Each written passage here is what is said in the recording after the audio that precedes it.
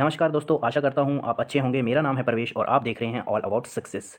आज हम current affair का इंपॉर्टेंट टॉपिक लेके आए हैं। स्कूलों में 10+2 एजुकेशन सिस्टम होगा ख़त्म। जो हमारा पुराना 10+2 एजुकेशन सिस्टम था, जो कि चला आ रहा था इतने टाइम से, वो अब ख़त्म कर दिया जाएगा और नेशनल एजुकेशन पॉलिसी 2020 के द्वारा अब नया एजुकेशन सिस्टम लागू होगा, जो कि है 5+3+3+4 एजुकेशन सिस्टम। तो इस एजुकेशन सिस्टम से हमारे फ्यूचर में क्या क्या फ़ायदा होगा हमें और हमारे आने वाले फ्यूचर को, जो कि हमारे बच्चे हैं जो पढ़ेंगे, उनको क्या फ़ायदा होगा। तो देखते हैं इसके क्या क्या रूल हैं और क्या क्या नियम इन्होंने बनाए हैं नेशनल एजुकेशन पॉलिसी ने।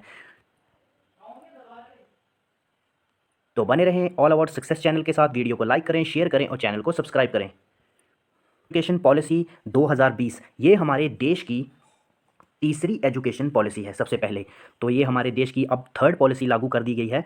पहली पॉलिसी 1968 में लागू की गई थी, दूसरी पॉलिसी 1986 में लागू की गई थी और ये थर्ड पॉलिसी है जो कि नेशनल एजुकेशन पॉलिसी के द्वारा 2020 में लागू की गई है, जो कि है 5+3+3+4। तो सभी लोगों की सलाह लेकर, जो इंपॉर्टेंट लोग थे उनकी सलाह लेकर 2020 की एजुकेशन पॉलिसी को लाया गया है। तो इसमें 2 लाख से 2.5 लाख ग्रामीण पंचायतों की सलाह ली गई है और 5,000 प्लस ब्लॉक जो होते हैं उनकी सलाह ली गई है और 500 प्लस जो डिस्ट्रिक्ट थे हमारे उनकी सलाह ली गई है और 1 से 2 लाख जो इंपॉर्टेंट लोग थे उनका सजेशन लेने के बाद इसको नेशनल एजुकेशन पॉलिसी ने लागू किया है।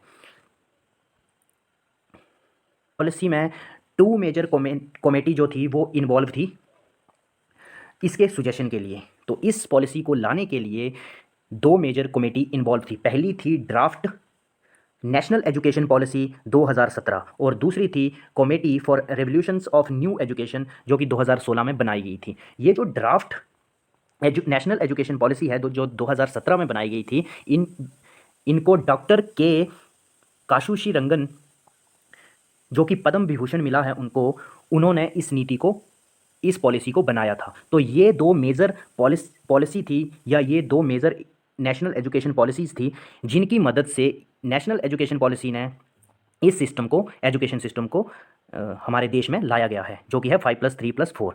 तो इन्होंने एक कमेटी को हेड किया था, जो हमारे डॉक्टर के काशूरी रंगन जो थे, उन्होंने एक कमेटी को हेड किया था और जिसकी हेल्प से कहा गया कि स्कूलों में जो 10+2 एजुकेशन सिस्टम होगा वो ख़त्म कर दिया जाएगा और नया सिस्टम 5+3+3+4 एजुकेशन सिस्टम लाया जाएगा। तो अब हम देख लेते हैं कि ओल्ड एकेडमिक स्ट्रक्चर कैसा था और न्यू एकेडमिक स्ट्रक्चर कैसा है। तो ओल्ड एकेडमिक स्ट्रक्चर की बात करते हैं तो पहले होता था, जब हम यूकेजी नर्सरी में जाते थे, जैसे कि आंगनबाड़ी में जाते थे, जो हमारे सरकारी स्कूलों के बच्चे होते थे वो पहले आंगनबाड़ी में जाते थे 2 साल के लिए।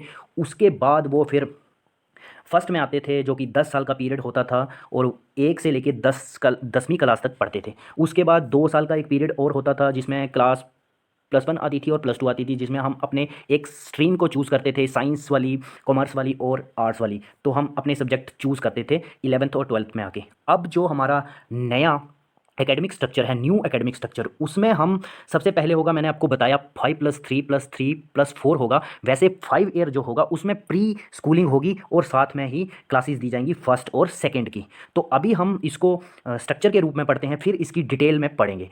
तो उसके बाद जो ये 5 ईयर प्री स्कूलिंग और फर्स्ट क्लास और सेकंड क्लास पढ़ाया जाएगा, उसको बोलेंगे हम फाउंडेशनल स्ट्रक्चर। इसके अंदर आएगा ये फाउंडेशनल स्ट्रक्चर के अंदर। उसके बाद बात करते हैं 3 साल के लिए फिर एक प्लान लिया जाएगा, उसमें क्लासेस थर्ड से, जैसे सेकंड क्लास हो चुकी है, फिर थर्ड से फिफ्थ के लिए बढ़ेंगे आगे बच्चे, और वो जो हमारा स्ट्रक्चर होगा वो होगा प्रीपैरेटरी स्ट्रक्चर। तो इसमें हम थर्ड से लेके फिफ्थ क्लास तक पढ़ेंगे। तो इसके बाद थर्ड 3 साल का एक और क्लास होगा जिसमें से 6 to 8 तक पढ़ेंगे और जिसको बोलेंगे हम मिडल स्ट्रक्चर। और लास्ट में जो होगा, हमने पढ़ा था 4th ईयर का, उसमें होगा क्लास 9 to 12th के लिए, जो कि होगा हमारा सेकेंडरी स्ट्रक्चर। तो पहले हम ओल्ड एकेडमिक स्ट्रक्चर में 2 साल के लिए, जैसे +1 +2 में अपने सब्जेक्ट चूज़ करते थे, स्ट्रीम चूज़ करते थे, साइंस, कॉमर्स और आर्ट्स। तो अभी हम 9th से ही चूज़ कर लेंगे उन साइंस और कॉमर्स और आर्ट्स को। जितने भी सब्जेक्ट होते हैं हम उनको 9th क्लास से ही चूज़ कर लेंगे। ये हमारे लिए ज़्यादा बेनिफिट वाली बात है।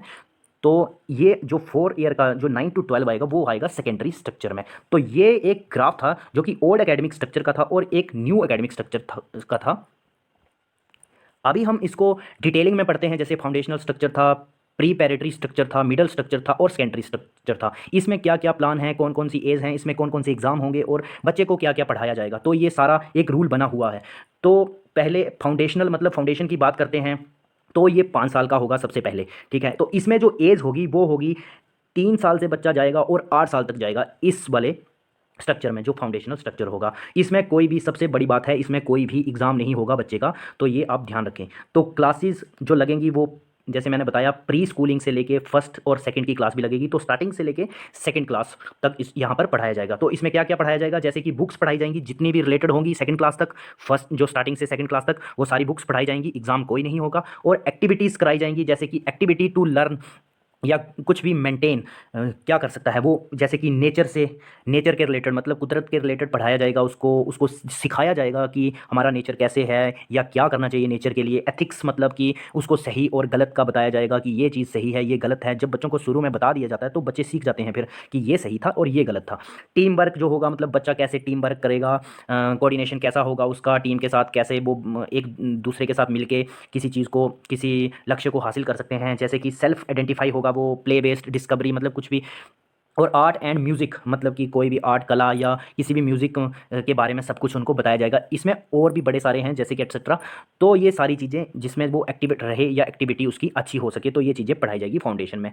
अब प्रीपैरेटरी की बात कर लेते हैं कि प्रीपैरेटरी में क्या क्या करवाया जाएगा। जैसे कि ये 3 साल का पीरियड होगा, तो ये इसमें एज आएगी 9 टू लेके 11 तक एज होगी बच्चे की, जो कि इसमें स्टार्ट हो जाएंगे हमारे बोर्ड एग्जाम। तो थर्ड क्लास में जाके हमारे सीधे बोर्ड एग्जाम शुरू होंगे, पहले कोई एग्जाम नहीं होगा, उसके बाद थर्ड क्लास में एग्जाम शुरू हो जाएंगे। तो ये क्लासेज आएंगी 3rd to 5th। और इसमें बताया गया है कि जो एज होगी 3rd से लेके 11 तक के बच्चों को किसी भी भाषा को पढ़ाने के लिए जोर नहीं डाला जाएगा, वो कोई भी लैंग्वेज सीख सकते हैं। जैसे कि हमारे पहले पहले के अभी भी अर्बन एरिया जो होते हैं वहाँ पर इंग्लिश पढ़ाने को जो ज़्यादा जोर दिया जाता है, क्योंकि कुछ एक्सपर्ट या कुछ लोग मानते हैं कि इंग्लिश जो है वो सीखनी चाहिए, क्योंकि वो यूनिवर्सल लैंग्वेज है। तो कहीं भी जाओगे तो इंग्लिश में बात करोगे तो थोड़ा आपको अच्छा, आपकी बात करने का तरीका अच्छा होगा और एट्सेट्रा। तो यूनिवर्सल लैंग्वेज होने के कारण इंग्लिश को ज़्यादा बढ़ावा दिया जाता था, तो वैसा नहीं होगा अब। वैसे नहीं कि इंग्लिश नहीं सीखनी चाहिए, इंग्लिश सीखनी चाहिए, पर उस पर ज़्यादा जोर नहीं डाला जाएगा। वो कुछ भी सीख सकता है, कोई भी लैंग्वेज पढ़ सकता है, सीख सकता है। तो 11 साल तक ऐसा कुछ नहीं किया जाएगा, उसको बताया नहीं जाएगा। टीचर जो होगा हमारा, उसमें एज 11 to 13 आएगी, वो भी 3 साल का होगा। इसमें भी एग्ज़ाम होंगे, ये क्लासेस होंगी 6 to 8 तक होंगी। और यहाँ पर एक न्यू फीचर ऐड किया गया है, जो हमारा मिडल स्ट्रक्चर है उसमें नया एक न्यू फीचर ऐड किया गया है, जो कि है 10 डे बैगलेस पीरियड। ये सबसे अच्छा एक फ़ीचर है इसमें ऐड किया गया है, जो कि हम 10 दिन के लिए बिना बैग के हम पीरियड क्लासेस लगाएंगे। और जो हम 10 दिन के लिए बिना बैग लिए पीरियड लगाएंगे, वहाँ पर हम क्या करेंगे कि लोकल वोकेशनल एक्सपर्ट होंगे, उनके पास क्लासेस लगाएंगे, जाके सीखेंगे काम, जो भी काम करते हो वो सीखेंगे, ताकि हम आत्मनिर्भर बन सकें। उस टाइम पे बच्चा थोड़ा सीखने के इच्छुक हो गया होता है, उसको पढ़ने की कैपेबिलिटी आ गई होती है, तो वो सीखना चाहता है, तो हम उसको लोकल वोकेशनल एक्सपर्ट के पास भेजेंगे, वो सीखेगा। और फॉर एग्जांपल जैसे कारपेंटर के पास भेज देंगे, आर्टिस्ट के पास भेजेंगे, गार्डनर के पास भेजेंगे, तो वो सीखेगा वहाँ जाके एट्सेट्रा। और लास्ट और नेक्स्ट देखते हैं सेकेंडरी। तो सेकेंडरी जो होगी, सेकेंडरी स्ट्रक्चर जो होगा, उसमें जो हमारा प्लान होगा वो 4 साल का होगा। और उसमें जो एज होगी वो 14 to 17 तक होगी। जैसे कि क्लासेस आएंगी 9th to 12th और बोर्ड एग्जाम इसमें भी होंगे। तो यहाँ पर बच्चा 9th क्लास से ही अपना सब्जेक्ट चूज़ करेगा, अपनी स्ट्रीम चूज़ करेगा। और यहाँ पर अगर बोर्ड एग्ज़ाम क्वालिफाई करने का 2 बार मौका मिलेगा। अगर वो एक बार मान लो किसी टफ पेपर में वो फेल हो जाता है, और उसके 2 पार्ट हैं पेपर के, तो एक एडवांस मैथ होता है, एक मैथ होता है वैसे। तो फिर वो अगर एडवांस मैथ में फेल हो गया तो अगले साल वो मैथ का एक सिंपल मैथ होता है उसका पेपर दे सकता है और उसमें क्वालिफाई कर सकता है। तो वैसे भी एक रूल बनाया गया है बोर्ड के द्वारा। तो बोर्ड एग्ज़ाम देने का 2 बार मौका मिलेगा सेकेंडरी में। न्यू एकेडमिक स्ट्रक्चर को इम्प्लीमेंट होने में अभी टाइम लगेगा, जैसे कि मिनिमम 1 साल लग सकता है या मैक्सिमम 2 साल भी लग सकते हैं। तो वैसे भी आजकल कोरोना चला हुआ है, तो उसकी वजह से स्कूलिंग नहीं हो पा रही है।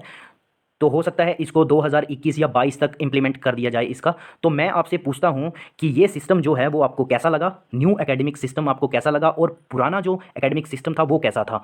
तो प्लीज़ कमेंट करें कि न्यू एकेडमिक स्ट्रक्चर सिस्टम जो है वो कैसा है, और इसकी वजह से देश में या इन द फ्यूचर क्या क्या चेंज आ सकते हैं, या हमारे बच्चों में क्या क्या सुधार आ सकता है। प्लीज़ कमेंट करें। तो बने रहें वीडियो के साथ, वीडियो को लाइक करें, शेयर करें और चैनल को सब्सक्राइब करें। Thanks for watching and God bless you all.